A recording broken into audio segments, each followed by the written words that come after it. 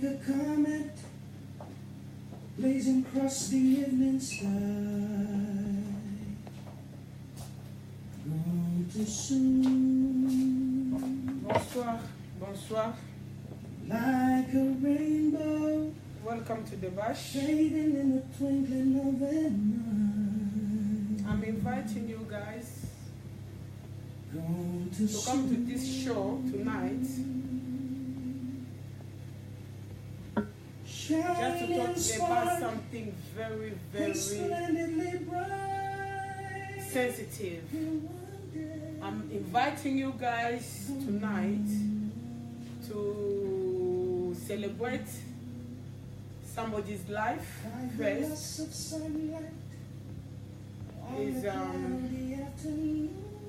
Is really upsetting, but it's part of life. She's gone too soon.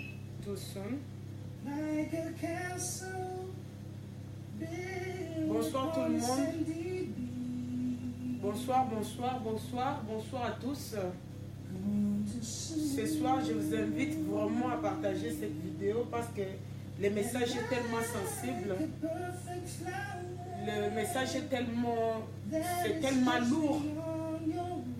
On a besoin d'en parler vraiment. Si on ne parle pas, il y a des gens qui sont là, qui sont des victimes.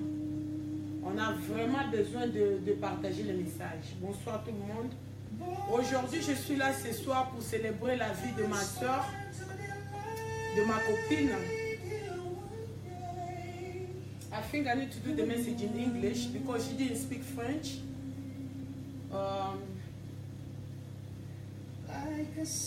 I just want to celebrate one of my colleagues, one of my friends, one of my clients.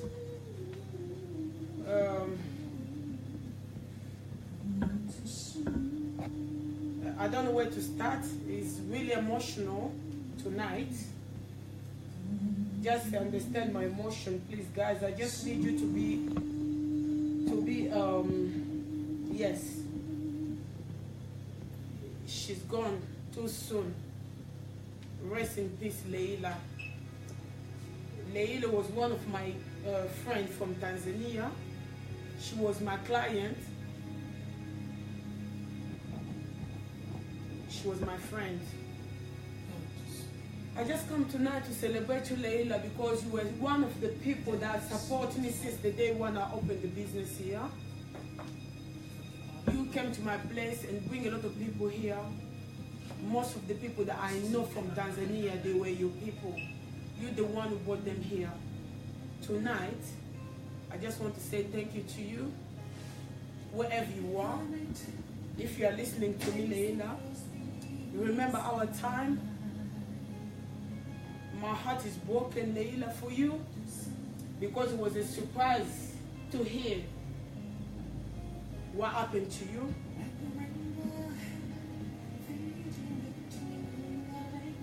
My heart is bleeding in pain because what happened to you, my dear, my sister, my friend. Watch your son wherever you are.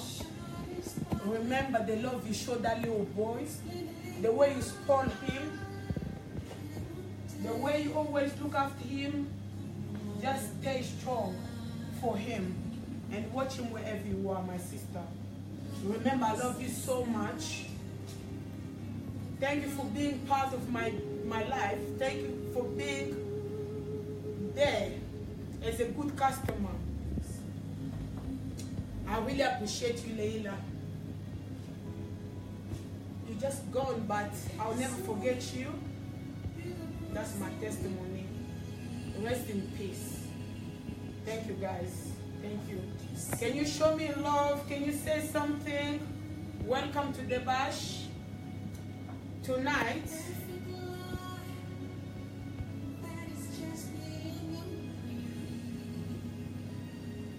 merci. Bonsoir, Niki Glamour. Berthe, bisous. Merci, Simon Bilele. Peggy, merci. Hello. Thank you, thank you. Okay, tonight, I just want to talk about something very, very important. Just guys, I need you to be there, please. I want you to be here because we need to talk about something very sensible. Very, very sensitive. You know, sometimes in this life, we cannot stay in the relationship that there's a misunderstanding. There's a miscommunication. There's a what can I say? You can't stay in the relationship when you feel like you are not comfortable in that relationship. You can't try to force the nature. I need to talk about this subject tonight because there's things happening in our community. Is there food? Of course we have food here. I mean, sake. We have food here, yeah, but just now we are talking about something. We always do live on Tuesday because Tuesday is our quiet time and we need to talk about some subject in the community. And I'm here just to talk about something very sensitive. I'm trying to call you guys to invite more people to come over here so we can share this. I'm going to speak in Lingala and I'm going to speak in French and a little bit in English, but it's going to be more Lingala because this is happening in our community and we need to talk about it. Bande konangai, bonsoir tout le monde, bonsoir vraiment. Boye madame nakati restaurant de Bash Kilo Mboka, tozali awa vraiment tozana besoin. Bonsoir ya Berniche, bonsoir Berniche, ya Philo, bonsoir. Tozali a leo na pokwa tozana besoin to solo la likambu ya kotika la nakati relation o ezali ke relation wana babeta kayo bafinga kayo boyoka nakate ozotika la kaka ozo forcer nature na relation wana bana baza na kati ozomona ke na kovanda ka na relation o pona bana ozo chavino na danger bande konangai tokotika na relation o ezali ke bazo abuser yo te abi ezali tolérable te na kati na mokili oyo mutu nyonso aza na droit ko vivre aisément mutu nyonso aza na droit ko vivre free donc avec liberté au fait ndenge eza boye na kati ya relation ezali abi ezali ya mwana mobali ubi ya mwana mwasi mutu nyonso aza ko abize moninga aza na droit ko abize te yango eloko tozolinga toyeba lelo. Moi je comprends pas la langue française. Moi je comprends la langue française. Ah oui, là on est au restaurant de base, c'est le restaurant congolais, c'est plus le lingala et l'anglais. Le français c'est un peu assez compliqué alors. On va parler mieux de lingala et l'anglais, c'est comme ça. Bonsoir. Alors, tokoki kovanda na relation o ezali abusif te. Relation o ba finga kayo parce que abus torture ou bien violence ezalaka ka physique te, hein?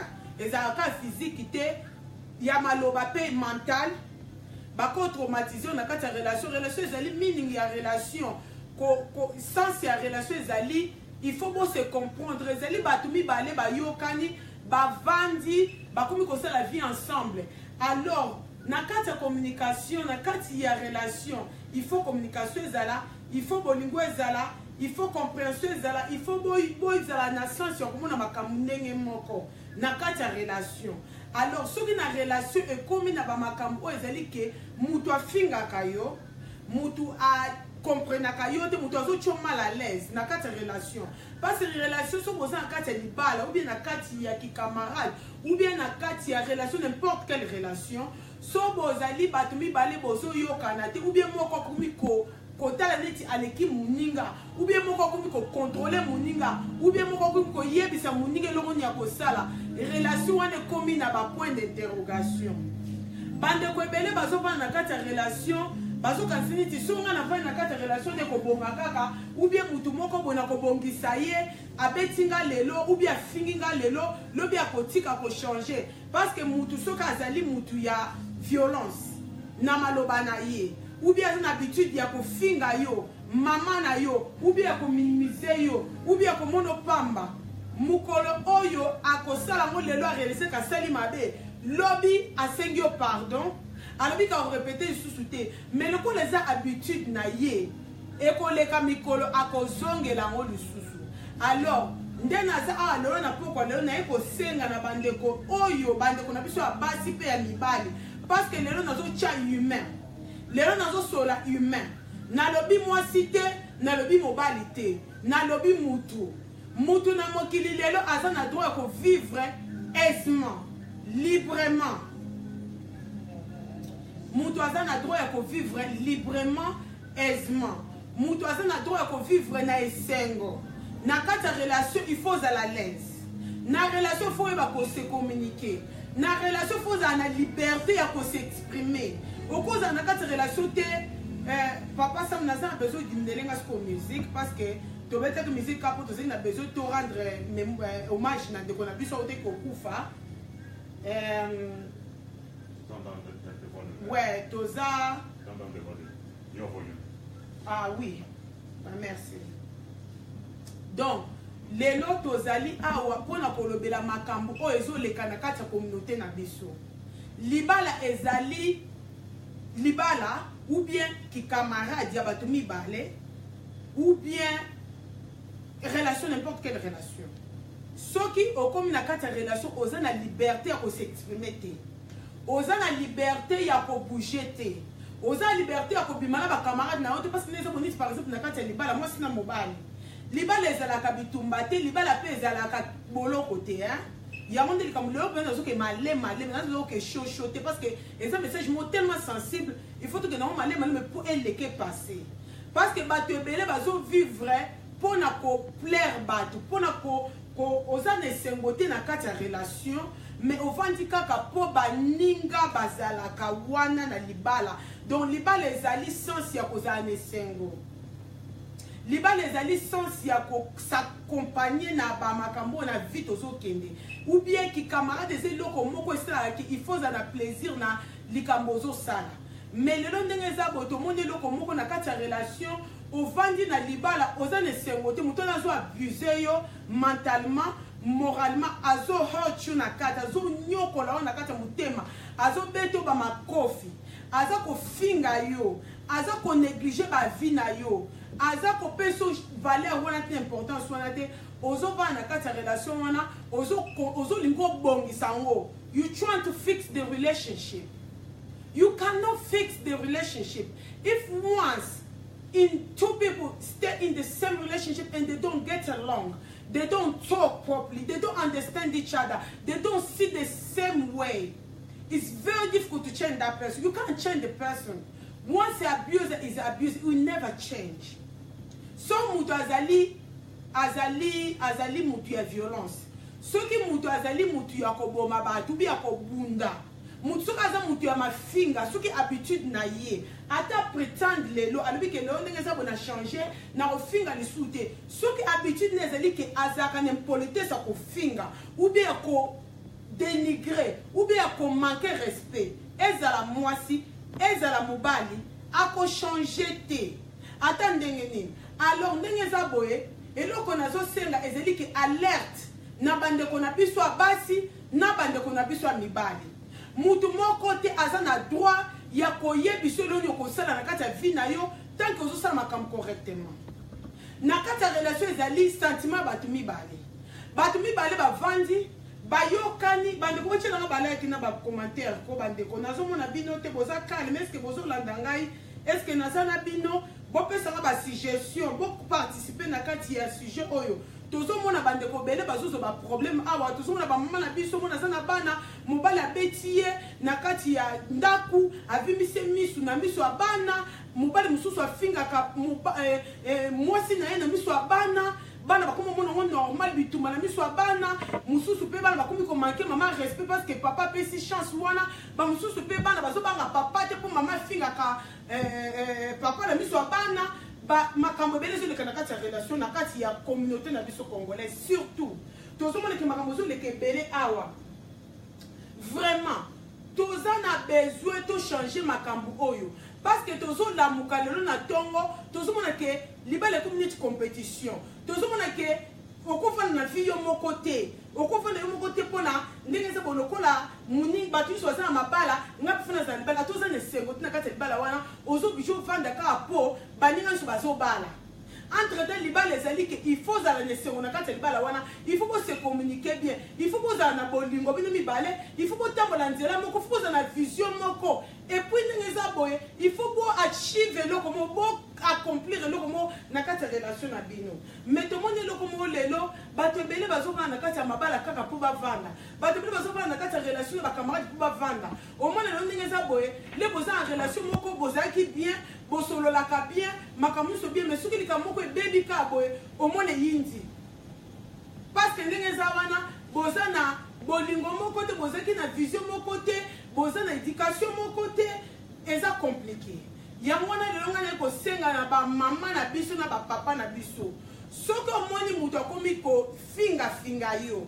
eke osala effort ya koyebisa ke tika azoyoka te kovanda na relation na te nazali apona kodivorce bato te nazali apona kokabola bato te mais nazali apona koalerte parce que so moto aza kosouffrir moralement intérieurement na kati bafingaka ye babundisaka ye batongaka ye balobaka nde mabe mobali wana azopesa valeur te mwasi azopesa valeur te azosisa confidence na ye lere azosisa confidence nde wana mokolo mosusu motu wana akokoma peut-être violent na kotemaka nkese lero ofingaka ye moko mosu akolamuka na ntongo azwi eloko abambi yo abomi yo ezaki nango kaka asalaki kutu programme te apreparaki yango te mais ekomema violence alors ndenge eza bobandeko na ngai tovanda na barelation oyo ezosala ke tozoyokana te na barelation tozosala ke tozokoka kose comprendre te tokoforce nature te parce que ndenge eza boye so bato bauti différent baza na nini moko te baza na komona makambo ndenge moko te baza na compréhension te baza na vision moko te bakozalaka place moko te mpo ekoluka baproblème epuis motu mosusu azali ke bosololi lo boswani azwi eloko ubie ndenge ezalaka mwa discussion moke na kati ya libala eza normal ubie na kati ya kikamarade eza normal moto abambi yo eloko motu soki asali bongo déjà première fois eza signe ya malamu te soki oza mama banda kozwa siko baprécaution parce que komi signe ya mabe soki ozali papa banda kozwa baprécaution parce que toyebi te eloni kosala malobi okovanda na relation oyo ezosala te ke mutu azali komanke yo respect aza kotorture yo physiquement azotorture yo moralement azotorture yo azomona na importance azosisa confidence na yo comment okovanda na relation mobali azalaka na confiance na yo te comment okovanda na relation mwasi azalaka na confiance na yo te oza na droit kobima te okomiloko moto eza na boloko oza na droit kosola na telefone te oza na droit ya privacy te okomi lokola ozo appartenir na ye okomi eloko na ye soki okomi na relation oyo ekomi ke mobali azokontrole yo ou bien mwasi azokontrole yo liberté eza te bokomi nti boza na kati ya bokomi na kati ya aza neti aza you belong to him or he belong to you. That is not good sign. Ekomi alerte rouge. Ndeko mwasi ndeko mobali. Soko moni ekomi bongo bandeko na ngai kolia dongo na soni te. Ekomi sinya mabe parce que mutu ndenge wana ata asala effort ya ko fake. Asala effort ya ko prétendre que lelo ndenge za boye na kotika na ko changer te. Ako changer te parce que déjà azali na idée wana azana mindset wana za ndenge na ye ako sala effort moko lelo bike OK ndeze mo ko finga lisusu te ndeze mo na ko changer I didn't mean to hurt you ako lo bandenge wana mais après quelques jours ako zongela ngo ata sala ndenge ni ou bien ko kena riable bon biso loko ba congolais to kena ba riable te biso ba africain to kena ba riable te to kena ko sala ba counseling te. Et ça problème. On se retrouve dans la relation, on est malheureuse toute ta vie. On est malheureux toute ta vie. On va dire que batu bako sekanga ina zana libala. Nga na zana libala. Et comment est mode. On va na libala, on no habité. On va no nesengote na libala wana. Bo se communiquer ku tuté bo sola ku tuté. Mobala mukana to ngote lo banoke I love you. Mukolani mobala sala bano I love you. Ubi mukoni mo sala baki I love you. Mukonini mwasala mukina tongo yami mobali na pese ag you communicate with ag you ag each other so comme na relation moko ke kutu contact ya body contact ezaka lisusu te ekomi dangereux. Kovana na relation ezete kozo forcer nature. Kovana na relation parce que tozomona makambo ebele ezoleka awa boye ndeko avandi na mobali quelques minutes après bitumba ye wana akei vie sili eza bien te ndenge soki toyeki na mokilo mono moto ayeki na ndenge na ye na aire na ye mutu tobotama mutu na mutu na ngonga na ye mutu nyonso aya ye moko ata lipasa ata bamapasa baza na kati ya poche moko na mama na bango mais bamapasa babimaka moko abimi liboso mosu alandi na nsima jamais bamapasa babotamaka bango mbale mbala moko pour jamais. Donc mutu na mutu azali na cause na ye na makambu na ye na mokili oyo. Alors to cause la selfish côté wana parce que tu es na mokili oyo to cause la ba selfish na linga les araninga. Ba selfish. To cause la ba tu faut to la ba to bon ndenga selfish na linga les aniko to bisusu. Donc ndenga boy il faut cause la selfish malembe to kene malembe na so racheter naza vraiment malé naza besoin vraiment tokenda ngo malé tozala bato te ke ovandi ka bozolo ba ndenge eza boye nazo sala ka po bana nanga bazala lesengo soki oza malheureuse oko transférant ngo pa bana yo soko oza malheureux oko transférant na ndako na yo ndako ezala lesengo te parce que déjà papa oza na malheur maman oza na malheur alors ndenge soki esimbi te soki surtout soki violence eza na kati violence ezali kaka abusif maloba. Violence ezali na makofi bokoma kobunda na biloko bobunda amoko mosusu mosusu boko kobebisa na bana bobisa mito ya bana le bakokola bakokoma mpe na égoïsme. Oui tempi ya filo il faut tokoma na égoïsme moko biso bato neti boye nalamuki boye nazotanga baintérêt personnel nanga parce que ndenge eza boye soki nga mama debashe naza na esengo nakotransfere ngo epa bana na ngai nakotransfere ngo na kati ya ndako na nga même na business place nazosala na mosala parce que naza na esengo wana nakotransfere ngo na baclient nali bakoya na kati awa nakopesa bango esengo wana mais soki naza na esengo te mpa na wuti na ndako place nazali soki esengo ezali te lia baclient bakoya kasi maservice ezala te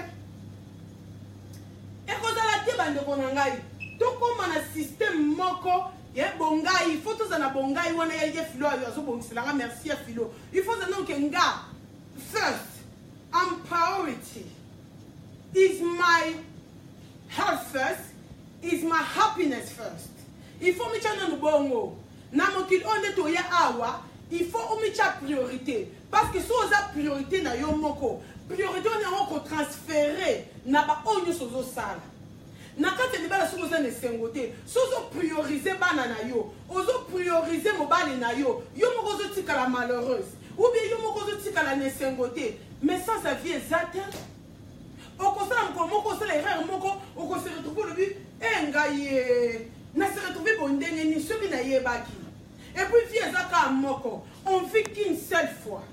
Viezaka moko. Soko vandi na kati ya libala, ozomona ke libala oyo communication ezalité. Tozo se comprendre te. Tozomona makambo normalité. Ovandi si mutu bo sololi. So mutu wana azokene na yo na gauche. Yo zo lingo ke droite. Il faut bana côté la alerte rouge. Nazali apona koboma bala batu te, mais nazali apona kopesa alerte.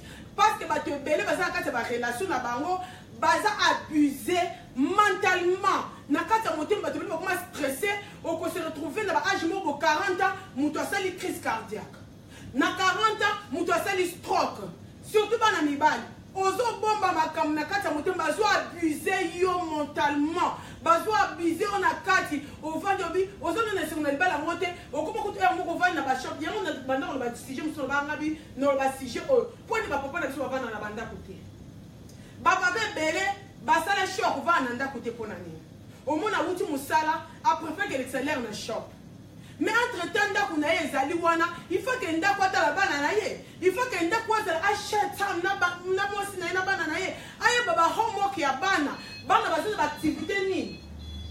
Hi, Do you have tata? yes I have my sister, you're right. How much is it? It's 8 pounds takeaway. And that white thing, how do you call it? The kwanga. Yeah.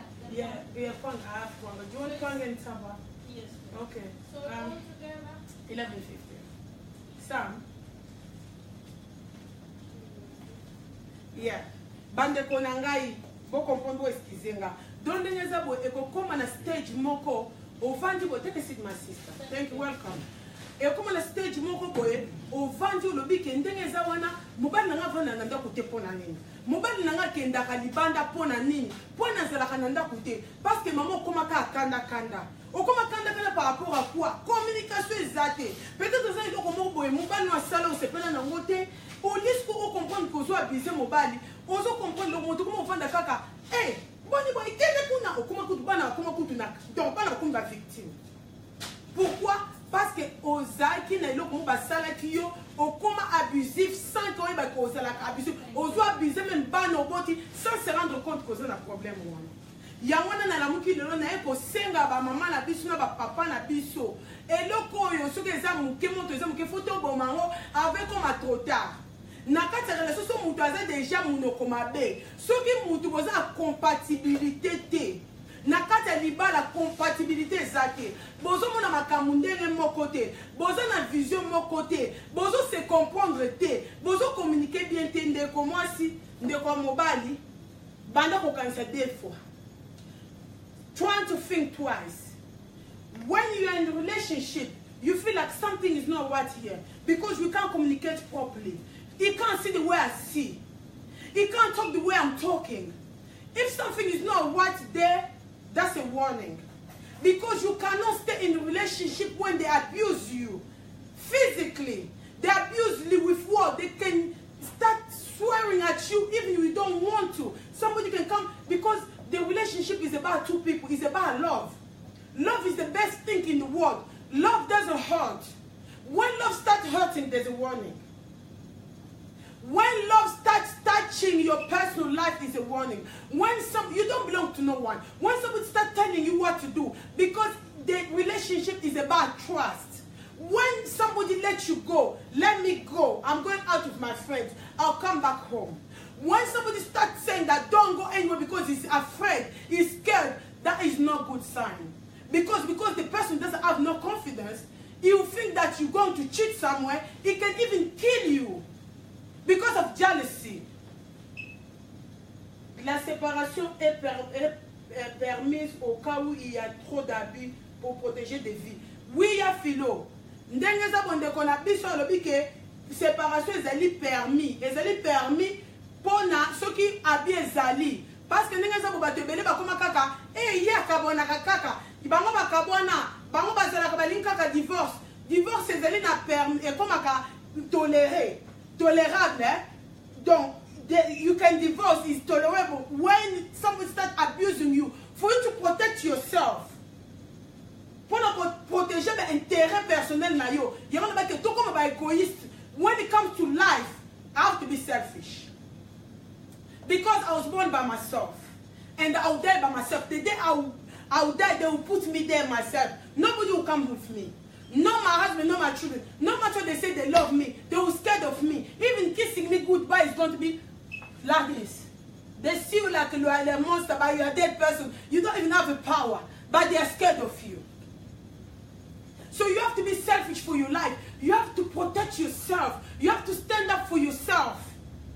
When you stay in a relationship and somebody start touching your personal life, start telling you what to do, that is not good. You have to be free. You have to be free and do good things. You have to have trust. You have to trust each other. When somebody starts using the jealousy, I don't believe in jealousy. Jealousy you are scared. When you start being scared, that jealousy comes in, and that's the evil. And the jealousy can send you to do things, bad things. It can send you to hurt somebody. You think that you love that person, but you are just hurting that person. And some people say, oh, my husband loves me too much, that's why he's jealous of me. No, your husband is selfish. He loves himself. That's why he's trying to get you, to keep you like a prisoner, that you can't even do anything. Don't stay in that kind of relationship. When somebody starts touching your personal life, you don't have the right to have a friend. You don't have the right to have a phone. You don't have the right to talk to your friends. You don't have the right to talk to your sisters or to your family member. There's a problem. Put yourself first. You are only love yourself, you protect yourself and you protect your children. Before your children comes, you are there for them. You are the mother. You make them. You are the dad. Donc nengeza boye bana bayaka sima. Yo na liboso. Na pesa exemple bongabi osina kata avion. Avion zo nge koya. Ba le bike fobo chaba biloko na popo se protéger pour avion zo koya. Avo cha mwana osana mwana, avo cha mwana fo mi cha nani. Po mwana soki neze ko soko mi che, apoko cha mwana po le londe soko bo kwei, okoko meka ko protéger mo soki yo che mwana yo ko kiko za na moto, o protéger mo ndenge nini. Vrai chéri ayi alobi eza bongo mama mingi bavandi kaka na libala pona bo ba mona ye kaka mwasi ya libala me aza konyokwa ma pasi biso basi. Yes, mingi bazova na libala kaka pona échantillon ekomi mode omoni mutu avana na libala bio you know what, me I'm married, you are single. Hey, maybe the person who's single is better than the person who's married. You don't judge the book by its cover. I'm not here to encourage people to stay single. But what I'm trying to say is that you have to be happy in the relationship. With your marriage, with your husband, your wife, you need to be happy in the relationship. Once you're not happy, don't stay in that relationship. Because once you stay there, even you show people outside that you are happy, but inside there you are dying. And you end up, tozaki ne kaka lobi awa nzambe komika nzambe komika nzambe. Even months love, sometimes when you just stay there you don't love somebody anymore. Pour yeza réalité omoni pour meza biso surtout biso batu mwindu tozo nga ko face réalité te. Toujours nous faisons la réalité. Et comme on a stage moko, on n'ingaka mutu penza tema ke bovani mu lebele, ba makambo ebele eza su malamu te bolingo silaka. Ya momoni, on dit que tous are real, tous are honnête. That's why men cheat, because they pretend. You don't love somebody anymore. Instead of saying to the person that I don't love you no more, I need to move on, you just stay there and you start hurting the person. You just go somewhere else to have fun and to do something that you were about to do with your wife at home. You don't do it. That's why women cheat, because they live for people. You live for people, you just say, oh, nga sugi na divorce bako sekanga. Et comme ika sugi na divorce bako sekanga, Stéphanie Bakambia, alobi bana bazana vina bango liboso mingi bazo souffrir pona bana me bolingo sila. Yango bazo kufa bazo leka attention. Oui ma chérie, vous avez raison. Mariage il faut happiness, non faut malheureux. Yes, the meaning of marriage is you need to be happy. When you stay in the relationship, that's why I'm warning. This is a big warning today, because things are happening. Life, the Bible say, the nature need to tell us why it's happening. Na français balobi, la nature ne nous enseigne-t-elle pas la nature, the nature. Yeah? Ndenge za bosuku makambo zo lekela baninga musuto yekola makambo zo komela baninga. Soki ba mibadi na mwasi bozo yokana te boza ka en jusqu'au soir. Bozo na tongo mona on normal bozo na tongo na poko boyokani. No. The relationship is not about fighting. When you start fighting all the time like that, it doesn't make sense anymore. You better just drop it, man. I don't live for people. That's the thing. You can't please everyone. When you start pleasing everyone, you will die early. You cannot please everyone. It's human being. I'm talking about human nature. I'm talking about everybody. I'm talking about human, men and women. Because there's a lot of men abuse this world. Us as a woman, we abuse a lot of men. Not by fighting them physically, but we are abusing them inside. That's why you see a lot of people having stroke today, especially our men. And then when they stay by themselves, they can't deal with it, they can't handle it. That's why they end up having all this situation the way we are now, because nobody's talking about it. And another thing that is really hurting me is that when we talk about something important like this, people don't see it, don't follow it, don't get the credit, the benefit of it. And people are sharing stupid videos. When you talk about naked thing, everybody is there talking. When you talk about somebody like Lelona Sepeleki na mama na biso Stephanie Bakambia, Ah, Nalelio Makas, ma chérie, I love you so much. You know what, you did well. Au moins, ce qu'on m'a kamabo, indé zalaka. Ce qu'on le dit, car maman Stéphane, check car na Facebook, nga lelo live, nangez na 19h. Et koyi na kotanga na koma mutu. Il faut mon ande bate bazeli. Maman che banzemba ba romance ne sala moi bien. Biso nyoso zaki na ligne tozo zela kaka. Once qu'on a côté na curiosité pendant na tala combien de bate ba koti. Parce que baby maman take your time. Po ba ni ba yeba kaka mutu nani. Suko biso ba congolais mabe na biso yangoyo. Tolingi kaka makamba buzoba. When you talk about something like this, because people, we can lose life in this subject. It's a very sensitive subject. You are free to divorce, to separate with your partner when they abuse you. You don't have no explanation to give no one. Because when you came to this world, you came by yourself. And when you die by yourself. So you need to be selfish. I'm selfish myself. Me, before anything, when it comes to love, if I'm not happy, the day you found out that Mama Debash is no longer with Papa Sam, don't be shocked. Because if I'm not happy, I'll go. If I'm still here because I'm happy, because we see the same way, we talk, and we are free. Exactly. So that yeah, Mama Bernice said emotional abuse. Yes. Oh, you know, thank you, my sister. Asali bango papa mama bakambe pena asali bango poisson d'avril. That was the best one. I love it. Suko biso to ngaka ba makamande ngwana. Tous alande na relation, to va na relation ezeli ko za happy. So mutu asali aza free. Lelo nenge za boye okuta ni mutu neti ndeko na biso aza komi na ndeko ne mususu atiki kuna bino boye bi makambo elekana ndaku wana te. You don't know what happened in that relationship. When you see somebody out of that, mind your business. Don't go into people's business saying, oh yeah, as we mobile abatu, mobile ango bakanga kena makasi. So the mobile wanna be maki kuna nanda kuwana akepa mutu mususu. Ela kisi ke azagi na sengote place azali, toko forcer natureté. Boye makambo elekite. Ezate que nous se sommes mais surtout tali bien 85% 95% bamibalo babimaka na banda bakezo basi mususu bazaka na sengote pa ibawuti yo. Et puis basi mususu bazoko bima bazoko ne kozembala mususu bazana na sengote. Poso kozana na sengote na makamu mususu sala. Why going somewhere else? When you are complete, why go somewhere else? Don't stay in the relationship that they are abusing you. Do not stay in the relationship that they fight you. Do not stay in the relationship that they hurt you. When you feel like something is not right, just sit down and talk. When they don't understand, you don't understand each other.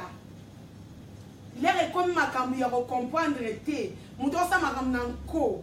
Eko memo mukolo muso ya ko perdre vie na yo comme trop tard bande ko nangai. Yangwana lelo, toza na besoin to lo baboye. Ndeko na biso a mwasi, ne bande la vidéo bo na lobby, ndeko na biso mwasi akeka aboye. Ate ofele. Azeka na 38 ans, 38. Ate ofele lelo, neti ba jeka ka mwa bitumba muke bitumba e. Mbeli ewo. Akeyi. Atiki mo ani moko, akeyi ofele. Ya ofele penza. Azeki na full of life. Azeki ko enjoy herself. Alike ko mamingi, alike ko za na vie aisée. Mais akufi na quelques minutes. Thank you. Akufi na quelques minutes. Vie ezali eza précieux. Soko za nango faut apprécier ango.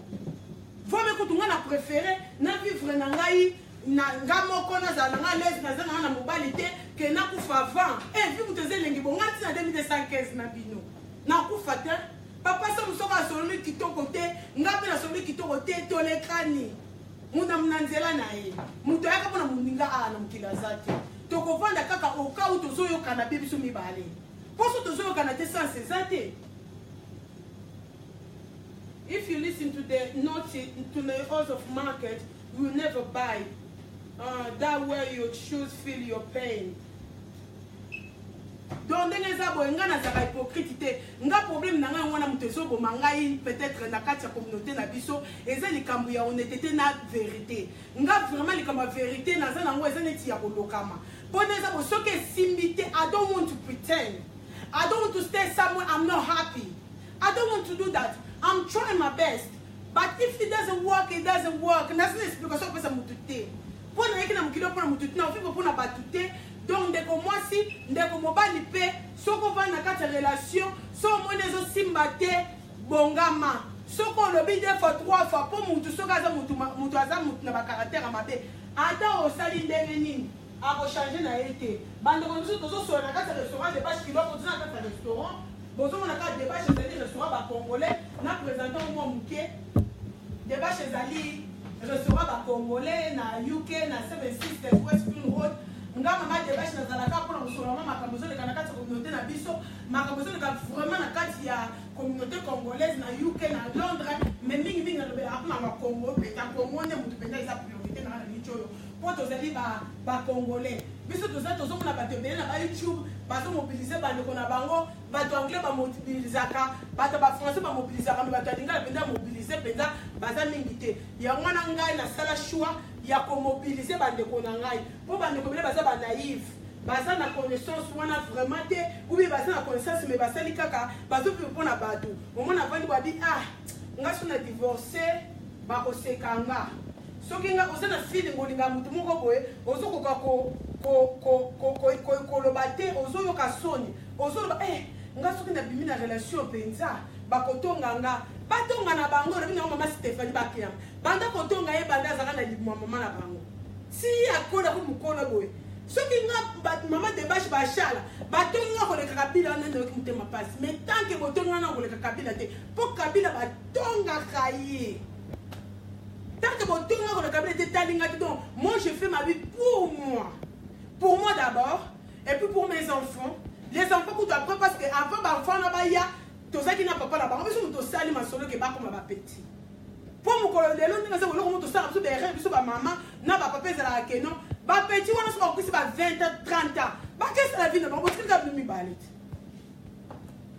oza besoin kotia bana na priorité liboso ya avant mobali na yo te parce que bokuta eza nde nano happiness na mibale mais mpo bosola botie siko bana priorité na bino boza na objectif ke bana biso mpo tosala eloko boto achi mpo na bango toyeba kosolola mama papa nazo globaliser na sisi na nga live lelo live lelo ezalaki kaka ke non tovanda te na ntiango likolo wana soki otangi titre wana okoki kochange moto aza abusif te okochange moto aza impoli te moto amesana kofinga oyo aza koabuse yo émotionnellement azo abuse yo mentalement azo abuse yo physiquement moto wana ata alobi lelo ke I'm sorry ata alobi ke I'm sorry I'm going to change that person will never change you.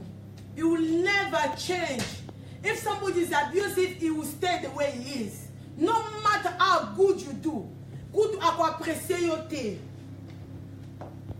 Bandeko na ngai tovanda na ba relation toza na isengo nango. So mo ndenge za ko batu musu basalama na mukilo bazala ka basa mabala te. Mibala musu basalama na mukilo te basala mibala mabala. So comme on dit que ezo simba te compatibilité ezate surtout les kamba compatibilité. Si vous avez une compatibilité, just leave it, don't force it, pas force à rater. Et puis, nous, monsieur dit que c'est que monsieur dit que non, na human being, n'est pas salango. Mon bali ndé mutu fali nga mwasi makasi. Parce que si mon bali so linga mwasi, parce que so ba maman nza ba pese so bolingo wana, naturellement to lingaka instinct maternel ezali. Moi so ko bando linga mobali mingi to kanga makana ye, so ko linga mobali mingi mbala ko nyokola parce qu'on comprend le point faible na yo. Akonyongo pena konyonga mibali baza batu te kotala bo excuse gai papa Samson eza ndenge na bino bon mibali baza batu te bandeko na ngai moi si même Bible le lobby la femme soit soumise mais l'homme aime ta femme balobi te que femme aime ton mari l'homme aime ta femme wana nde bolingo mwasi mobali azopesa mwasi nde mwasi akosala kalinga mpe mobali aolingi makasi par rapport à makambo mobali azopesa ye azotransfere bolingo mais soki ekomi ke mama ozopesa makasi koleka mobali place okoma mpena malheureuse vino mobimba ovandi boye ozalaka wana ozovanda oza culpabilise oza na insécurité totale ovandi boye napesa ye nini poilinganga il faut la kota likelemba okoti likelemba mobala osala moi dire te osala ko osala te mobali oui abima na ba garçon na camarade na yazonga mais ezala erreur tiote il faut ya wana lobaka open relationship na ndenge ya te ke boke de kolala na bato mususu te mais open relationship la ke mutu aza freedom ako voyager mais na muninga yeba makambo ozosala eza permission te mais ozoyebisa muninga ke you know what I'm going out tonight muninga yebi mais abuse ke muninga sali kelemba asu 3000 a pesi yo ke ko bebisa na restaurant de bâche ko bebisa na sens que yo ko na 3000 au lait 3000 na de bâche te quand même peut-être na de bâche au lait ka 100 500 on pas tous aux aki au somi pour masa yo mela one day comme ma bé Yeflo merci. Papa Sama Zakara Makambu. Batongo, Nibala was Mazaka Demo Yaya. Don't worry, don't judge the book by his cover. He's a good man. That's why I'm still here. He's a very good man. Omoni, mais ndenge zo to so canapé, to so la bien na Papa Sam. Nga Papa Sam to so la bien penza. To za makambo bele to mona ranzela moko. To za ba vision ndenge moko ya mwana monike to vandi out. To za ba best, to za na mabena biso mais mingi tozo be kana mo muke abuse ba izala kate ninga nié pour ceux qui ta moko bandi ba bo kasango ezako to ba jeter donc toza wana ensemble ba en tout cas vraiment ba bande ko nanga ina globaliser vraiment live à lelo na comme nanga na suka vraiment live oyo message est vraiment très important to spread dango to panzango et comme la mutu ko sauver mutu moko na vie batu mingi baza confidence wana te batu mingi baza na courage wana te ko ngana to ba ke enough is enough I can't take it anymore I have to get out of here bako abuse yo pe na famille mobali na yo bako abuse yo pe na famille mwasi na yo bako cho mal à l'aise mais so ko moni ke osina courage te ndé ba message to za on pe su ko to ba na ko pesa ba ninga ba courage to mso avandi boye azo pe ko sala te azo ba te na sala nini na kende wapi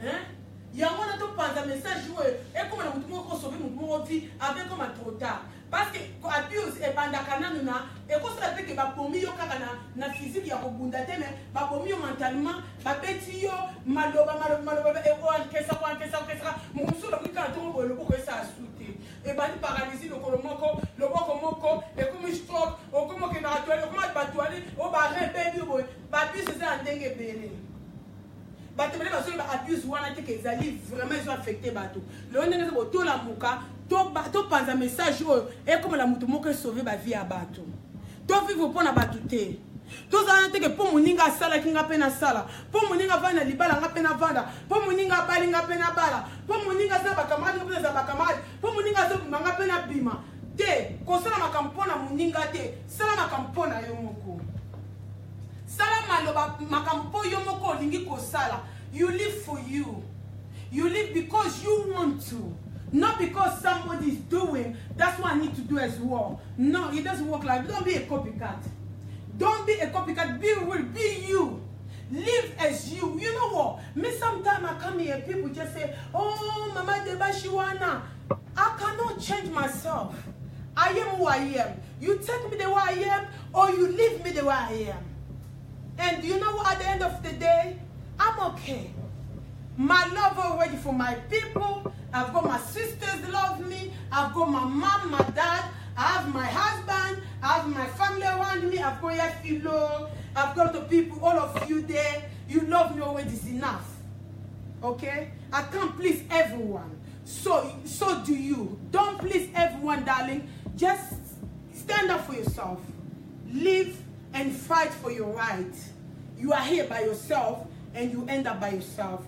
The day they will put you under there, you will be alone. Nobody will go with you. Peace. I love you guys. See you next time. Don't forget, if you want to celebrate birthdays, the best place to be. If you want to eat some takeaways, remember the bash is here. If you want to have fun with girls, you want to go out, please go out. Eh? Let me make you visit the bash. If you want to come and have fun, you want to chill out. Eh? Where is papa na keko zo mupepe na kozonga. Eh botunga na bana kolia na VIP. Eh olobi papa na keko mupepe na kozonga na za entre filles. Obimi entre ba camarades no ya bana ba subi mina entre ba camarades ba mbali oza peace of mind. Obi si papa chéri na kozonga na 2h du matin. papa chéri foza mutima okokita abi ke ndeka pumbwe ati kozompepa kozonga. Confiance est très important dans la relationship. Ceux qui confiance c'est zate sans c'est zate faut me tika na biso. Hein, tous ans quand ça restaurant des bâches kilo mboka quand on avait un kilo mboka parce que les kilo ya Congo na kata UK hein bar na biso ezali bande konanga vraiment bo stay strong, stand up for yourself and fight. Don't give up, and when something is not right, stand up and say no. Learn how to say no. Biso ba congolais to lo ba noter, faut to bandolo ba non, so mo likamo za correct lo ba non. Ko le ba ko sala teke po ba ko seka ba ko finga no good. Okay? Stay blessed. I love you guys. Merci beaucoup. Ndenge boza ki na biso vraiment wana na pesi merci na bande ko nyoso. O balanda ka live ya de bash. Bon continue ko supporter, bon continue ko zo mater oyo. Bino pe bozo ngo bo pesa pe baninga parce que c'est très bien dans l'univers c'est ça que the more you give the better. You become a better person. Parce que les gens qui ont wana atanga mama de bash na parfaitité. L'air na zolo bonga moko pe na kati. Na zo mi lobela pe na zo mi teya parce que les gens ka bosu na sisi ba makambo na tala ka ngwata ba 3 fois 4 fois. Ponga pe na mi teya. Donc ezali na zo chama c'est 4 boye moko zo zongela nga na sima. Bande ko na ngai ba wofuza Belgique ezali ouais. Ma galette. Na zo ba petit père en France ezali donc so lingi pe vitalo. Ouais, Vitalo non. Nazana Vitalo awa. Ah oui, mais oui, Nazana Vitalo, Vitalo ezawa. Boza na zo Vitalo, Nazana Vitalo, Nazana Tembo, Nazana Primis, ezana kata restaurant de Bâche, kilo mboka. Donc ndenge za bo soko za na besoin vraiment o mais la babiloko mboka, o lingo zo ma vraiment na Congo, awa na kata UK, tozalia. Oh, premier c'est à la cave. Tembo pe angoyo, hein? Tous appels à d'hôtel. Donc là on va kilo mboka, on va ma kilo mboka. Vitalo angoyo. Tout le monde dit Vitalo, hein? Pour les amis Vitalo. Tous appels à top, hein? Top est où à Cameroun? Mais Vitalo non na zone on teza wapi? Ah oui.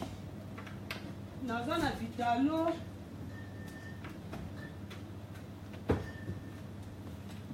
Vitalo Angoyo. Au moins Vitalo Angoyo, hein? Bralima. Numéro 1 avenue du drapeau Kinshasa, RDC Congo. Donc RDC. Donc où tu penda en direct qui a Congo. Et ça quand ça restaurant des bâches. Na sala on take away donc emporter, na sala on open na katia. So ça parce que nous les libre na midi, hein? Na maté kableba. On met la Vitalo. Ça a été. Oui, quand on a malul, on a des bâches. En tout cas, moi je vous aime beaucoup, mes amis. Merci d'être là ce soir. I'm celebrating you, Leila. Rest in peace.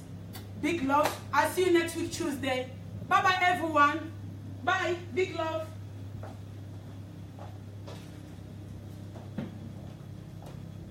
Papa Sambio, bon, on a des vaches. Des vaches, ne m'accambo.